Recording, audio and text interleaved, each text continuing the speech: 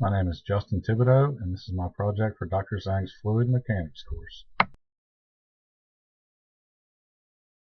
Here's what you'll need. 3 clear glasses, 3 raw eggs, salt and a teaspoon to measure it with, and approximately 1,000 milliliters of fresh water. First, I'll take my 3 glasses. I'll put approximately 250 milliliters of water in each.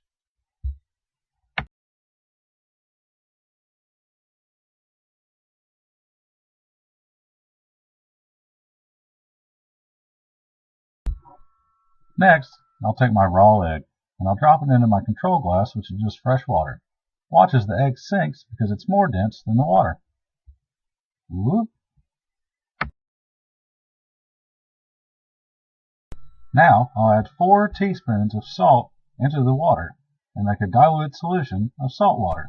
I'm going to stir the glass to dissolve the salt into the water. Now, density equals mass over volume.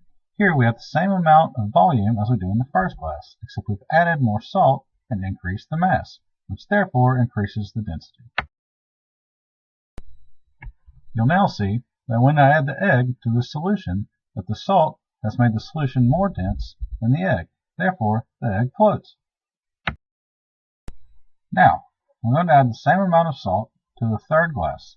This is 4 teaspoons, and I'll stir it in.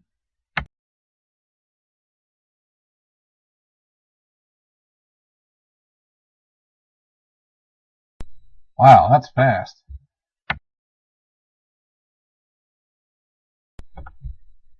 I'm now going to add the third egg to the third glass. It should at first appear to look exactly as the second egg and float on top.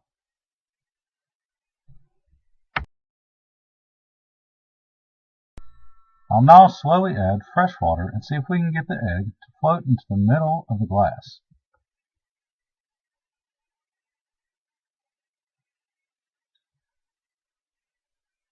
It appears the egg has done just that. The egg is trapped in the center of the glass and I've created a density column.